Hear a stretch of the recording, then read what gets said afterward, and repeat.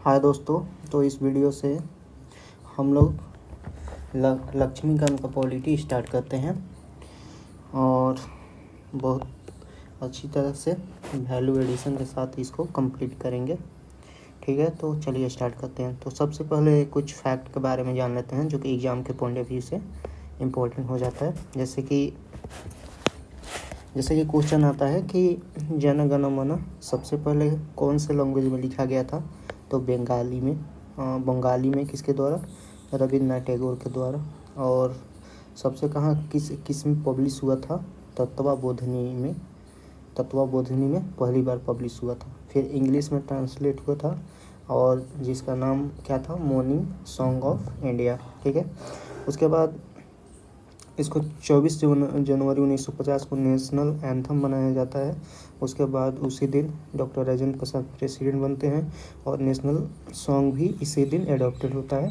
और 1896 में आईएनसी का सेशन जो कलकत्ता में होता है, जिसका प्रेसाइडिंग ऑफिसर प्रेसिडेंट रहते हैं आर एम सयानी, वहाँ पर गाया जाता है। ठीक है, उसके बाद हम देखते हैं अम्बेडकर के बारे में। तो ये बहिष्कृत हितकानी समाज का स्थापना करते हैं। फिर महज सत्याग्रह 1927 में करते हैं। पूना पैक्ट 1932 में। और पूना पैक्ट किसके रिकमेंडेशन पर होता है? लोथियन कमेटी के रिकमेंडेशन पर और सेपरेट इलेक्ट्रोड दिया जाता है।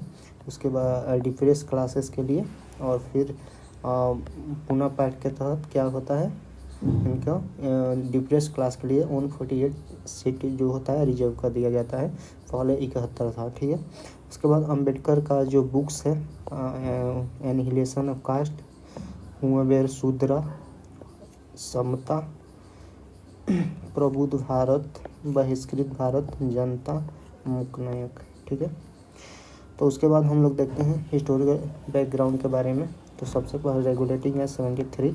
इसमें क्या होता है कि इसको क्या बोला जाता है? Let the foundation of central administration in India. ठीक है, तो इसमें क्या होता है कि गवर्नर जनरल ऑफ बंगाल को गवर्नर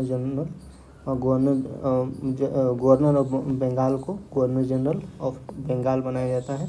और कौन सबसे पहले बनता है? Lord Warren Hasting. ठीक है, सुप्रीम कोर्ट इसी के तहत सुप्रीम कोर्ट एस्टाब्लिश होता है कलकत्ता में 74 में। ठीक है, 1774 में। और जो बॉम्बे मद्रास है, इसको क्या बनाया जाता है? सबऑर्डिनेट बनाया जाता है। किसके? बंगाल का सबऑर्डिनेट। ठीक है, और एलिजा एम्पे है first CJI of Supreme court बनते हैं। ठीक है, उसके बाद 1781 में हम लोग देखते हैं, इसको क्या बोलते हैं? Act of settlement. ठीक है, एक्ट ऑफ सेटलमेंट किसको बोलते हैं? 1781 को। और ये क्या करता है? एग्जेम्प्टेड द गवर्नर जनरल को काउंसिल के जुरिडिक्शन से एग्जेम्प्ट कर देता है उनको। ठीक है, exempted the servant of company from jurisdiction of Supreme court for their official action. ठीक है, फिर ये क्या कहता है? जो रेवेन्यू मैटर होता है और matter arising collection of revenue from jurisdiction of Supreme Court, उसको एक्सक्लूड कर देता है। ठीक है, मतलब रेवेन्यू मैटर को सुप्रीम कोर्ट से एक्सक्लूड कर देता है, सुप्रीम कोर्ट के जुरिडिक्शन से। ठीक है, फिर उसके बाद क्या कहता है कि जो हिंदू होते हैं वो हिंदू लॉ के अकॉर्डिंग ट्राइड किए जाएंगे। और मुस्लिम जो होते हैं वो मुस्लिम लॉ के अकॉर्डिंग उनका ट्रायल किया जाएगा। ठीक है, उसके बाद हम लोग देखते हैं अब क्या होता है कि जो प्रोविंशियल कोर्ट होता है उससे appeal governor general in council में किया जा सकता है, नॉट इन सुप्रीम कोर्ट। तो सुप्रीम कोर्ट में अब अपील नहीं किया जाएगा। सुप्रीम कोर्ट कौन से? कलकत्ता वाला जो सुप्रीम कोर्ट है। अब कहाँ पर अपील किया जाएगा? प्रोविंशियल कोर्ट से गवर्नर जनरल इन काउंसिल। ठीक है, तो ये क्या करता है? इम्पावर करता है गवर्नर जनरल ऑफ काउंसिल को frame the regulation for provincial court and council. फिर 1784 में हम लोग देखते हैं कि ये क्या कहता है कि इसमें क्या आता है? इसमें बोला जाता है कि फर्स्ट टर्म ब्रिटिश टेरेटरी को मतलब यहाँ पर कंपनी टेरेटरी को ब्रिटिश टेरेटरी पहली बार बोला जाता है 1784 में। डायरेक्ट क्वेश्चन भी आया हुआ है। यहाँ पर बोर्ड ऑफ डायरेक्टर और बोर्ड ऑफ डायरेक्टर को बोलता है कि केवल आप लोग कमर्शियल अफेयर मैनेज करेंगे, और एक न्यू बॉडी क्रिएट करता है बोर्ड ऑफ कंट्रोल। तो क्वेश्चन पूछता है बोर्ड ऑफ कंट्रोल किसके कौन से एक्ट के तहत आया है, तो पिट्स ऑफ इंडिया एक्ट 1784, ठीक है। और बोर्ड ऑफ कंट्रोल क्या करेंगे, manage the political affairs to supervise direct all the operation of civil and military government and revenue, ठीक है।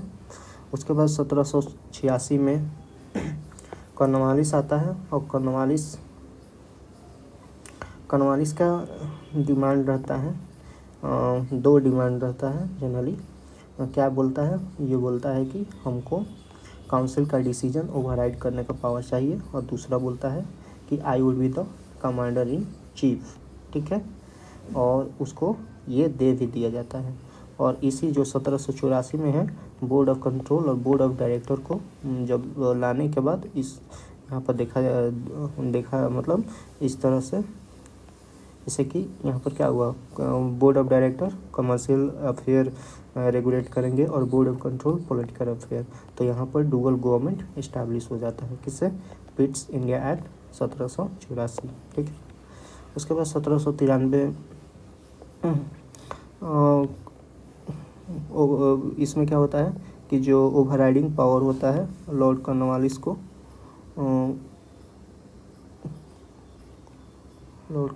को सारे गवर्नर के लिए एक्सटेंड कर दिया जाता है, और गवर्नर जनरल को मोर पावर दे दिया जाता है, control over subordinate presidency of Bombay and Madras, ठीक है। बॉम्बे और मद्रास पर भी इनको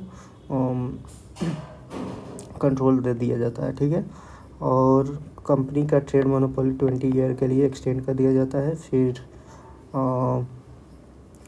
कमांडर इन चीफ जो होता है, ये मेंबर नहीं होते हैं कमांडर जनरल गवर्नर काउंसिल के, ठीक है। और ये क्या कहता है, member of board of control and their staff were henceforth to be paid out of Indian revenue. जो बोर्ड ऑफ कंट्रोल के मेंबर हैं उनका रेवेन्यू कहाँ से पेड होगा, इंडिया से, ठीक है। उसके बाद हमारे पास ये आता है 1813 में एंडेड द ये ईस्ट इंडिया कंपनी या मोनोपोली ट्रेड में ख़त्म कर देता है। केवल दो ही चीज़ में मोनोपोली रहता है, एक ट्रेड विथ चाइना और एक ट्रेड इन टी, चाय में, ट्रेड इंडिया में, ठीक है। उसके बाद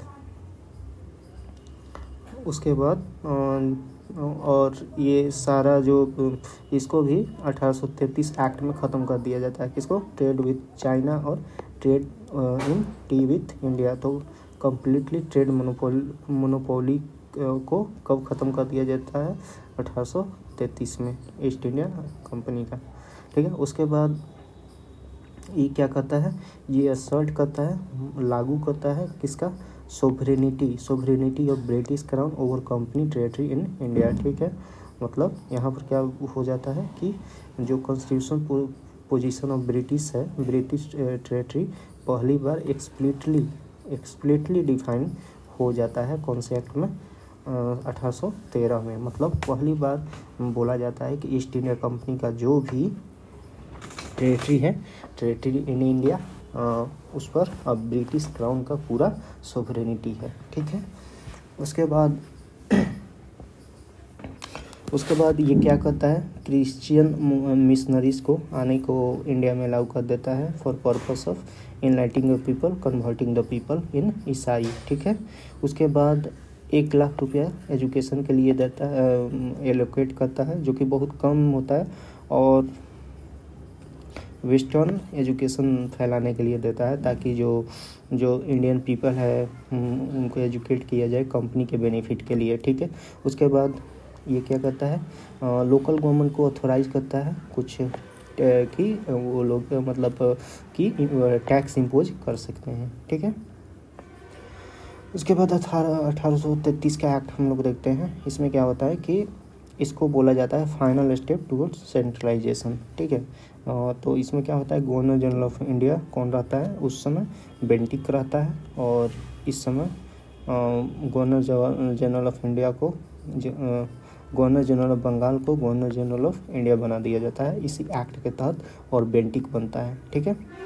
और उसके बाद क्या होता है कि बॉम्बे और मद्रास जो का गवर्नर रहता है उसका लेजिस्लेटिव पावर को ख़त्म कर दिया जाता है, ठीक है। और ईस्ट इंडिया कंपनी का कमर्शियल मोनोपोली ख़त्म कर देता है और इसको प्योरली एडमिनिस्ट्रेटिव बॉडी बना देता है, ठीक है। और उसके बाद एक गवर्नर जनरल काउंसिल में एक लॉ मेंबर को रखा जाता है, और ठीक है। उसके बाद ओपन कंपटीशन को provision for open competition for examination को नहीं लाया जाता है इस एक्ट के द्वारा, ठीक है, नेगेट कर दिया जाता है। उसके बाद जो जैसे कि यूरोपियन का जो एक्वायर करने का रिस्ट्रिक्शन था इंडिया में प्रॉपर्टी, उसको हटा लिया जाता है। मतलब अब यूरोपियन एक्वायर कर सकते हैं प्रॉपर्टी, ठीक है। इंडियन लॉ को कोडिफाइड किया गया और कंसोलिडेट किया गया। नो इंडियन, अब इंडियन को एम्प्लॉयमेंट में उनके रिलीजन और कलर के बेसिस पर डिनाई नहीं किया जा सकता था, ये भी प्रोविज़न रखा गया। और स्लेवरी को ख़त्म किया गया। और पहली बार इंडियन को एडमिनिस्ट्रेशन ऑफ कंट्री में का पार्ट बनाया गया, ठीक है। उसके बाद हम लोग देखते हैं 1853 का एक्ट। इसमें क्या कहता है कि ये लेजिस्लेटिव और एग्जीक्यूटिव फंक्शन को सेपरेट कर देता है, ठीक है। मतलब सेपरेशन ऑफ पावर इस सबसे पहले कब आता है 1853 में, ठीक है। और जो 6 न्यू मेंबर को लेके एक क्या बनता है, सेंट्रल लेजिस्लेटिव काउंसिल बनाया जाता है, ठीक है। और फर्स्ट टाइम क्या होता है, फर्स्ट टाइम क्या करता है, local representation in Indian legislative council बनता है, ठीक है। तो लोकल रिप्रेजेंटेशन का मतलब ये हुआ कि सारा जो जहाँ जहाँ इनका जो हब था, जैसे कि प्रेसिडेंसी था, जैसे मद्रास था, बॉम्बे था, तो वहाँ से भी जो लोकल जैसे कि वहाँ का जो गवर्नर था, तो वहाँ गवर्नर के थ्रू वहाँ का भी जो जैसे कि वहाँ से भी कुछ लोकल रिप्रेजेंटेशन ले लिया जाता था। कहाँ पर, इंडियन लेजिस्लेटिव काउंसिल में। फिर ये open competition for civil service कर दिया, सिविल सर्विस के लिए खुला एकदम कंपटीशन होने लगा, ठीक है, इंट्रोड्यूस किया। उसके बाद गवर्नर जनरल के पास वीटो पावर भी आ गया, कुड वीटो बिल, तो गवर्नर जनरल के पास बिल के प्रति वीटो पावर भी ला दिया गया। उसके बाद 1858 में हम लोग देखते हैं, इसको एक्ट ऑफ गुड गवर्नेंस बोला जाता है, act for good government of India, rule of company replace by किसके, रूल ऑफ क्राउन, ठीक है। उसके बाद गवर्नर जनरल को वायसराय बनाया गया, ठीक है। और वायसराय क्या था, एक एजेंट था क्राउन का, ठीक है। और एबोलिश क्या, डुअल गवर्नमेंट को एबॉलिश किया गया, जैसे कि बोर्ड ऑफ कंट्रोल और बोर्ड ऑफ डायरेक्टर को ख़त्म कर दिया गया था।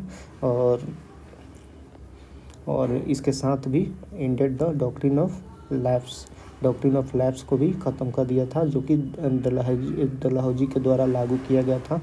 उसके बाद बोर्ड ऑफ कंट्रोल और बोर्ड ऑफ डायरेक्टर को ख़त्म करके अब क्या बनाया गया था, सेक्रेटरी ऑफ स्टेट बनाया गया था, ठीक है। जो कि कहाँ पर रिस्पॉन्सिबल होंगे, ब्रिटिश पार्लियामेंट में रिस्पॉन्सिबल थे, ठीक है। और उसके साथ क्या है, 15 मेंबर काउंसिल बनाया गया था, council of India, to assist the किसको, secretary of state for India, ठीक है। तो क्या बनाया गया, एक सेक्रेटरी ऑफ स्टेट बनाया गया और इनके साथ 15 मेंबर का एक काउंसिल बनाया गया, ठीक है। और जो सेक्रेटरी ऑफ स्टेट है उनको इंडिया में मतलब इंडिया में भी ट्राई किया जा सकता है, अगर कुछ कुछ सीव्ड किया जा सकता है, और इंग्लैंड में भी उनको सीव्ड किया जा सकता था, मतलब कोई भी कार्रवाई किया जा सकता था, ठीक। और जो मतलब यहाँ से हम लोग बोल सकते हैं कि जो रेवेन्यू ऑफ इंडिया था अब किससे कंट्रोल किया जाएगा, कंट्रोल बाय ब्रिटिश पार्लियामेंट, ठीक है। फिर उसके बाद 1861 इंडियन काउंसिल एक्ट आता है, ठीक है। ये क्या करता है, process for decentralisation by restoring legislative power to Bombay and Madras, ठीक है। ये क्या करता है, डिसेंट्रलाइजेशन को रीस्टोर कर देता है, ठीक है। बॉम्बे और मद्रास को लेजिस्लेटिव पावर फिर से दे देता है, जो कि चार्टर एक्ट 1833 के द्वारा क्या किया गया था, छीन लिया गया था, ठीक है। उसके बाद क्या करता है, यहाँ पर इंस्टीट्यूशंस में इंडियन को क्या करता है, इंट्रोड्यूस करता है फॉर लॉ मेकिंग प्रोसेस, ठीक है। उसके बाद वायसरा कुछ इंडियंस को नॉमिनेट करते हैं as non official member of his expanded council, जो काउंसिल में अब नॉन ऑफिशियल मेंबर भी रहेंगे। और उसमें से 3 इंडियन नॉमिनेट होते हैं, कौन कौन, एक थे राजा ऑफ बनारस, दूसरा थे महाराजा ऑफ पटियाला और तीसरा सर दिनकर राव, ठीक है। तो no difference between state and central subject,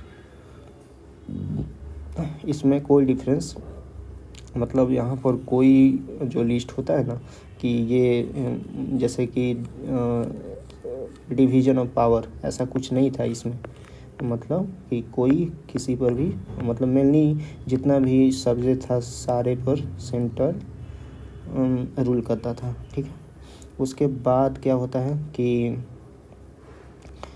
viceroy को ऑर्डिनेंस मेकिंग पावर दे दिया जाता है ड्यूरिंग इमरजेंसी, ठीक है।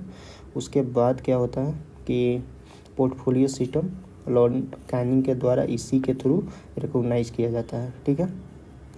उसके बाद रूल्स ऑफ बिजनेस, ठीक है, उतना इम्पोर्टेंट जो इम्पोर्टेंट वही देखते हैं। फिर उसके बाद क्या होता है, 1892 में इंडियन काउंसिल एक्ट आता है। इसका क्या मकसद होता है कि ये क्या करता है, मेजॉरिटी ऑफ ऑफिशियल, मतलब मेजॉरिटी तो ऑफिशियल का ही रहता है, लेकिन non official member of Indian legislative be nominated by Bengal chamber of commerce and provincial legislative council, while the non-official member of provincial council were to be nominated by certain local bodies such as university, district board and municipalities, beginning of representative system in India। तो indirect election यहाँ पर पहली बार introduce किया जाता है, कि मतलब क्या होता है कि जो कि जैसे कि कुछ जो रिप्रेजेंटेशन है, सेंट्रल लेजिस्लेटिव असेंबली रहता है, उसमें कुछ रिप्रेजेंटेशन को कैसे भेजा जाता था, जैसे कि university, district board, local bodies के द्वारा चूज करके कहाँ भेजा जाता था, सेंट्रल लेजिस्लेटिव असेंबली में। तो इसीलिए यहाँ पर तो डायरेक्ट इलेक्शन इसको नहीं बोलते हैं, इसको इनडायरेक्ट इलेक्शन ही बोला जाता है। इसीलिए इसको बोला जाता है कि पहली बार इनडायरेक्ट इलेक्शन ये इंट्रोड्यूस करवाता है, ठीक है। उसके बाद इसमें थोड़ा सा बजट डिस्कस करने का पावर दिया गया, ठीक है। और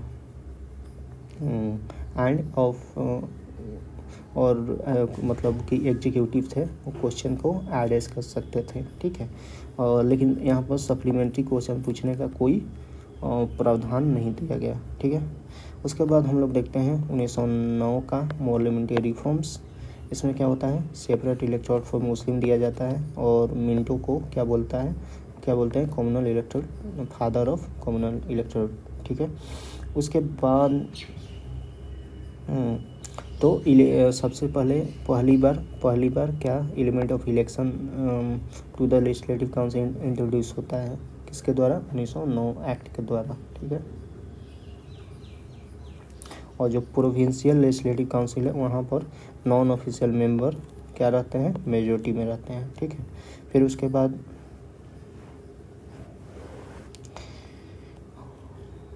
इनकम क्वालिफिकेशन फॉर लो रखा जाता है फॉर मुस्लिम वोटर्स के लिए, ठीक है। और फर्स्ट टाइम क्या होते हैं, एग्जीक्यूटिव काउंसिल में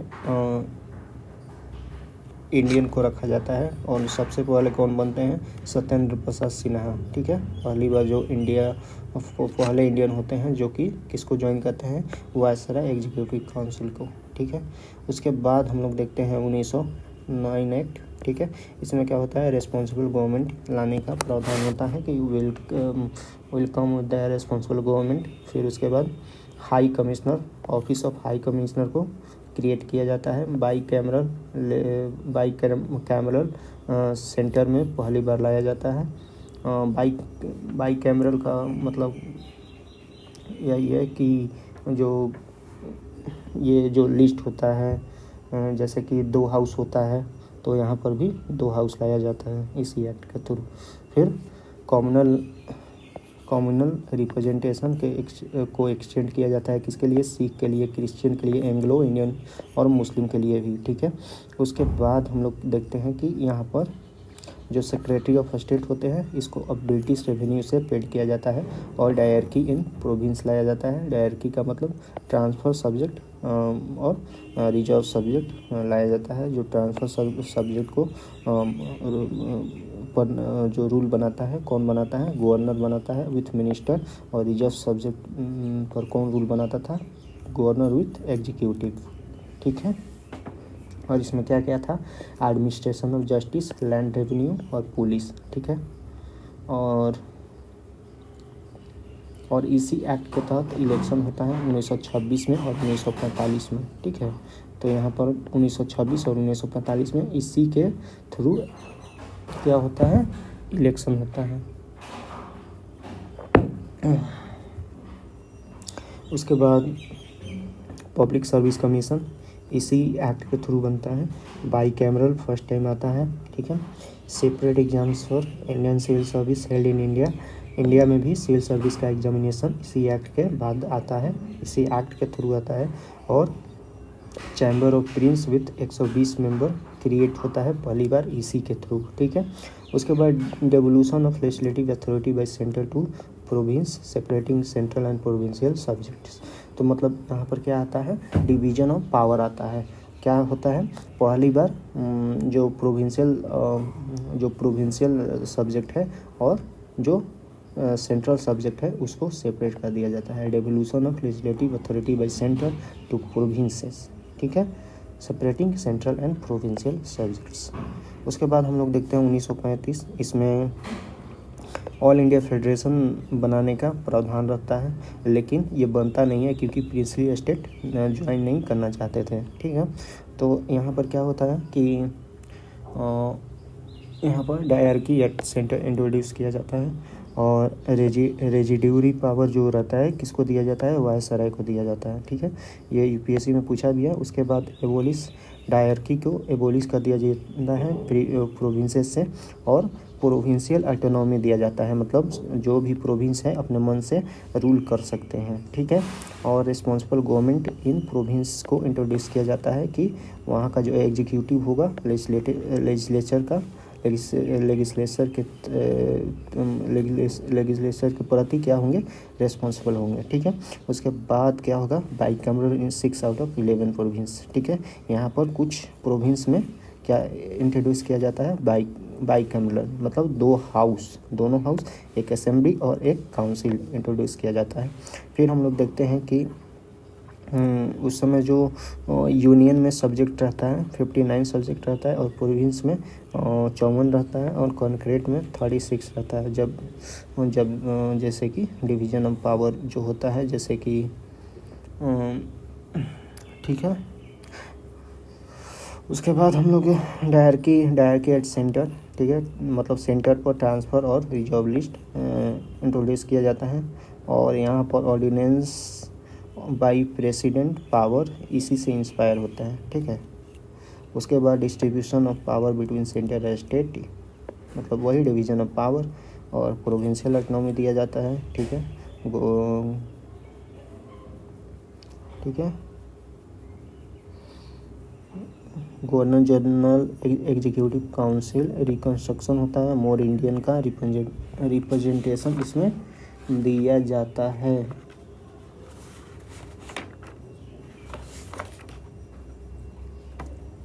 और इसी एक्ट के तहत क्या होता है, बर्मा जो है, बर्मा इंडिया से सेपरेट होता है, ठीक है।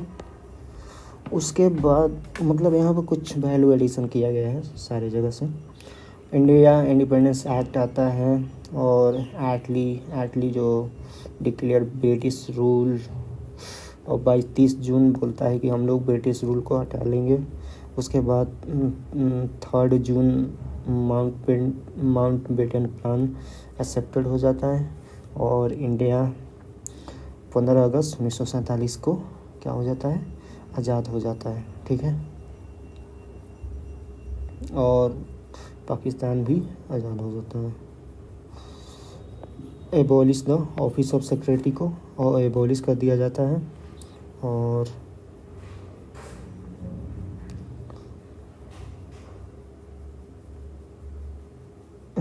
कॉन्स्टिट्यूएंट असेंबली क्या बनता है, इंटरिम गवर्नमेंट बनता है। ठीक है, ये भी पूछता है।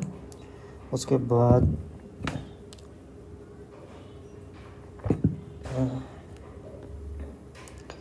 बाद लॉर्ड माउंटबेटन पहला governor general of new India बनते हैं। और इसमें कुछ बचा 1935 का एक्ट में कुछ और यहाँ पर था, देख लेते हैं। इसमें क्या होता है कि separate electorate for depress class, ठीक है, उसको और एक्सटेंड कर दिया जाता है। ठीक है, जैसे कि वुमेन और लेबर वर्कर के लिए भी सेपरेट इलेक्टोरेट का प्रावधान होता है। ठीक है, जैसे कि 1909 में हम लोग जानते हैं कि केवल मुस्लिम के लिए सेपरेट इलेक्टोरेट रहता है। फिर उसके बाद 1919 में Sikh, Indian Christian, Anglo Indian के लिए भी रहता है। ठीक है, यूरोपियन के लिए भी रहता है। ठीक है, लेकिन इसमें क्या होता है कि वुमेन और लेबर वर्कर के लिए भी सेपरेट इलेक्टोरेट का प्रावधान बना दिया जाता है। ठीक है, और क्या होता है कि abolition of council of India कर दिया जाता है। काउंसिल ऑफ इंडिया को ख़त्म कर दिया जाता है, जो कब बनता है, 1858 में। ठीक है, उसके बाद जो सेक्रेटरी ऑफ स्टेट होता है फॉर इंडिया, उसको एडवाइज़र मिलता है। ठीक है, आरबीआई इस्टेब्लिश किया जाता है। ठीक है, आरबीआई इस्टेब्लिश किया जाता है। उसके बाद फेडरल पब्लिक सर्विस कमीशन बनता है, प्रोविंशियल पब्लिक सर्विस कमीशन बनता है, जॉइंट पब्लिक सर्विस कमीशन बनता है। ठीक है, उसके बाद फेडरल कोड बनता है कब, 1937 में, इसी एक्ट के थ्रू। और मौरी गायर फर्स्ट सीजीआई बनते हैं। ठीक है, फेडरल कोड का। उसके बाद हम लोग देखते हैं making of constitution.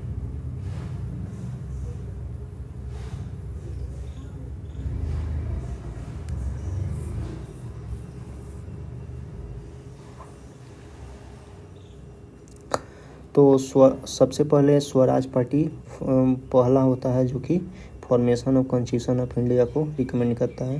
Crisp mission constituent assembly elected होता है। ठीक है, उसके बाद 10 लाख पॉपुलेशन पर एक रिप्रेजेंटेटिव इन कॉन्स्टिट्यूएंट असेंबली होते हैं।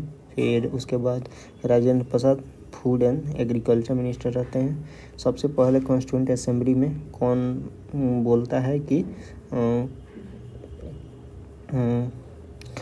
कॉन्स्टिट्यूशन बनाया जाए इंडिया के लिए, एम.एन. रॉय। ठीक है, और फिर 1935 में इंडियन नेशनल कांग्रेस बोलता है कि एक कॉन्स्टिट्यूएंट असेंबली का डिमांड करते हैं to frame the constitution of India. ठीक है, उसके बाद 1940 में अगस्त ऑफर आता है, जो कि कॉन्स्टिट्यूशन को बनाने को एक्सेप्ट कर लेता है। ठीक है, उसके बाद 1942 में क्रिप्स मिशन आता है, जो कि प्रपोजल बनाता है एक इंडिपेंडेंट कॉन्स्टिट्यूशन का, जो independent constitution to be adopted after world war 2। ठीक है, जो कि रिजेक्ट कर दिया जाता है मुस्लिम लीग के द्वारा। फिर 1946 में कॉन्स्टिट्यूएंट असेंबली बनता है, कॉन्स्टिट्यूंट कब बनता है, नवंबर 1946 में।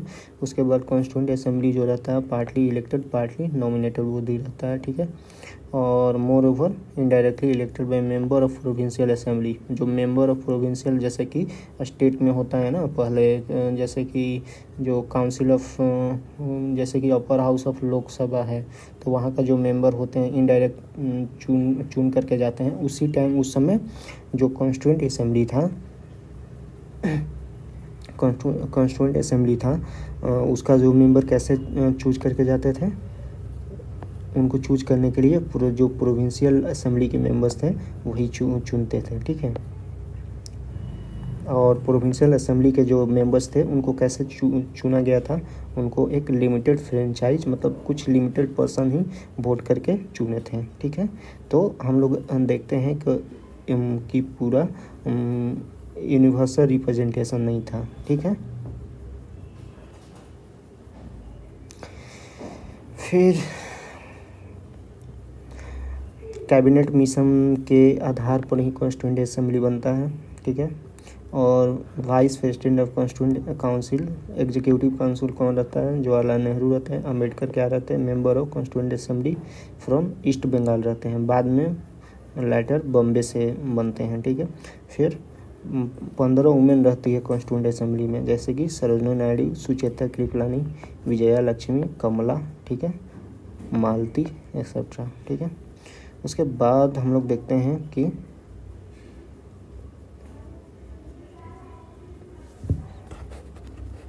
कितना टाइम हो गया, 31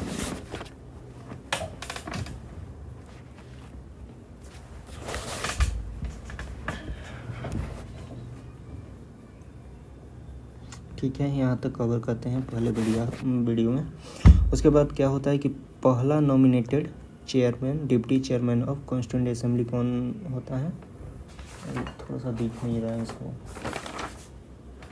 फ्रैंक एंथोनी, ठीक है।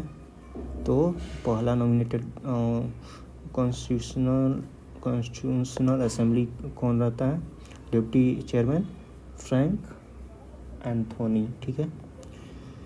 पांचवा मीटिंग का प्रेसिडेंट कौन रहता है, जवाहरलाल नेहरू। कॉन्स्टिट्यूंट असेंबली का पांचवा मीटिंग में जवाहरलाल नेहरू रहता है। पांचवा मीटिंग में ही ऑब्जेक्टिव रेजोल्यूशन प्रस्तुत किया जाता है, कब, 13 दिसंबर 1946 को, जो कि प्रीएम्बल बनता है, ठीक है। उसके बाद टोटल 12 सेशन होता है, ठीक है, किसके लिए, फॉर्मेशन ऑफ कॉन्स्टिट्यूशन, ठीक है। लास्ट मीटिंग कब होता है, 24 जनवरी 1950 को। और टोटल कितना टाइम लगता है 12 सेशन में, 2 साल 11 महीना और 18 दिन, जिससे कॉन्स्टिट्यूशन हमारा तैयार हो जाता है, ठीक है। कॉन्स्टिट्यूशन कंप्लीट कब होता है, 26 नवंबर 1950 को, और इसलिए 26 नवंबर को कॉन्स्टिट्यूशन डे मनाया जाता है। कॉन्स्टिट्यूशनल एडवाइज़र कौन रहता है, BN राव रहते हैं। और फर्स्ट ड्राफ्ट प्रिपेयर्ड यही करते हैं BN राव, ठीक है। 9 दिसंबर 1946 को first meeting of constituent assembly होता है, ठीक है। और टेम्पोररी प्रेसिडेंट कौन रहता है उस टाइम, सचिंद्र सिन्हा, ठीक है। और मुस्लिम लीग बाइकआउट करता है कॉन्स्टिट्यूंट असेंबली को। 11 दिसंबर 1946 को राजेंद्र प्रसाद प्रेसिडेंट बनते हैं असेंबली को, ठीक है। और साथ में वाइस प्रेसिडेंट कौन बनता है, NC मुखर्जी और VT कृष्णाचारी। 13 दिसंबर 1946 को ऑब्जेक्टिव रेजोल्यूशन कौन लाते हैं, जवाहरलाल नेहरू, जो कि बाद में फिलॉसफी ऑफ कॉन्स्टिट्यूशन बोला जाता है, और यही प्रीएम्बल बनता है। फिर 22 जनवरी 1947 को रेजोल्यूशन एडॉप्ट हो जाता है, और 3 जून 1947 को क्या होता है, माउंटबेटन प्लान आता है। उसके बाद इंडिया इंडिपेंडेंस एक्ट 1947 आता है, जो कि इंडिया को एक सोवरेन, ठीक है, असेंबली को एक फुली सोवरेन बना देता है, ठीक है। और उसके बाद असेंबली क्या हो जाता है, एक लेजिस्लेटिव बॉडी भी बन जाता है, और इसको first parliament of free India बोला जाता है। तो एक क्वेश्चन आएगा कि first parliament of free India किसको बोला जाता है, तो कॉन्स्टिट्यूंट असेंबली को, और ठीक है। तो यहाँ पर देखते हैं जैसे कि असेंबली एज ए अगर कॉन्स्टिट्यूंट बॉडी मिलता है तो चेयर्ड बाई किसके, कौन चेयरमैन थे, डॉक्टर राजेंद्र प्रसाद। और अगर लेजिस्लेटिव बॉडी मिलता है एज ए लेजिस्लेटिव मतलब नियम बनाने के लिए, तो जैसे डिस्कस करने के लिए, तो जीभी मावलंकर बैठे थे। ठीक है, उसके बाद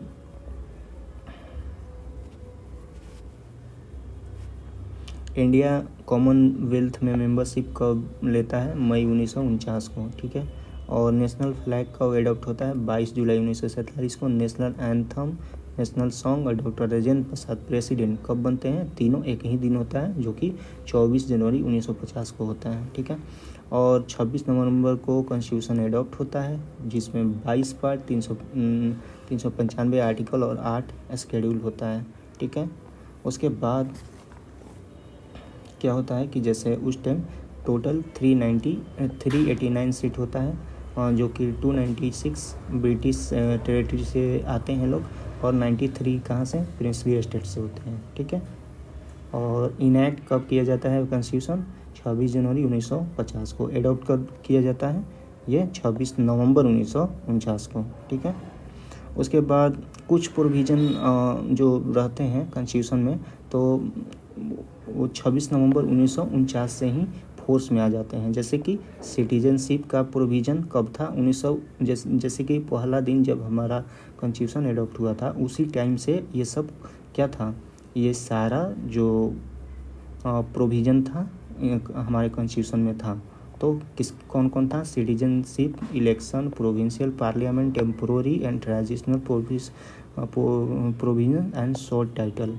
ठीक है, अलग अलग आर्टिकल मतलब इसमें था। ठीक है, जैसे कि उस समय अगर देखा जाए तो हमारे पास क्या नहीं था, फंडामेंटल ड्यूटी नहीं था, और भी बहुत सारे जो जी बाद में अमेंडमेंट होता है बहुत सारा, उसमें नहीं था। लेकिन सिटीजनशिप इलेक्शन ये आपको याद रखना पड़ेगा, ये दोनों प्रोविज़न था स्टार्टिंग में ही। ठीक है, मेजर कमेटी अगर देखा जाए तो ड्राफ्टिंग कमेटी का head B.R. Ambedkar, steering committee का Rajendra Prasad, union power committee का Jawaharlal Nehru. Union power committee, जहाँ पर यूनियन आ जाए वहाँ पर जवाहरलाल नेहरू ही रहते हैं, और जहाँ पर प्रोविंशियल आ जाए वहाँ पर सरदार पटेल रहते हैं, जहाँ स्टेट का बात आ जाए। Union constitution committee Jawaharlal Nehru, और fundamental right sub committee JB Kripalani, minority sub committee SC Mukherjee, rules of procedure का कौन रहता है, राजेंद्र प्रसाद रहते हैं। Ad hoc commission on national flag, Rajendra Prasad. ठीक है, उसके बाद अगर ड्राफ्टिंग कमेटी थोड़ा इंपॉर्टेंट हो जाता है क्योंकि एग्जाम में पूछता भी है, तो हम लोग इसको याद कर लेते हैं। तो ड्राफ्टिंग कमेटी कब सेटअप किया जाता है, 29 अगस्त 1947 को, और टोटल 7 मेंबर थे। कौन था, अम्बेडकर जी जो कि चेयरमैन थे, गोपाल स्वामी अयंगर, फिर अलाड़ी कृष्णा स्वामी अय्यर, DM के मुंशी, सैयद मोहम्मद सदुल्ला, बोलने से बार बार याद होता है ना। और उसके बाद एन माधव राव जो कि BL मित्तर को रिप्लेस कर देते हैं ड्यू टू ये रिजाइन कर देते हैं इल हेल्थ इशू के कारण ये रिजाइन कर देते हैं। फिर TT कृष्णमचारी, ठीक है, ये किसको रिप्लेस करते हैं, DP खैतान को, जो 1948 में जिनका डेथ हो जाता है। ठीक है, और हिंदी ट्रांसलेशन ऑफ कॉन्स्टिट्यूशन, मतलब कॉन्स्टिट्यूशन को हिंदी में ट्रांसलेट करवाने का कौन ऑर्डर दे सकता है, प्रेसिडेंट। ठीक है, और कोई भी डिफ़िकल्टी हो तो प्रेसिडेंट ही उसको क्या कर सकता है, मतलब उसको इंटरप्रिटेशन करवा सकता है। ठीक है, अगर कोई भी दिक्कत हो, जैसे कि मान लीजिए कि इंग्लिश से हिंदी में कॉन्स्टिट्यूशन को कन्वर्ट किया गया, और जैसे कि कन्वर्ट करने के बाद उसका मीनिंग कुछ और आ गया। ठीक है, जैसे कि उसका गलत इंटरप्रिटेशन हो गया, तो वहाँ पर प्रेसिडेंट ही क्या करेंगे, उसको सुधार करवा सकते हैं। ठीक है, उसके बाद वोटिंग एज 21 से 18 कौन से अमेंडमेंट में कम किया गया, 61 अमेंडमेंट एक्ट, और कोऑपरेटिव सोसाइटी 97 अमेंडमेंट एक्ट से लाया गया। ठीक है, उसके बाद हम लोग देखते हैं साइलेंट फीचर ऑफ कॉन्स्टिट्यूशन, देख लेते हैं।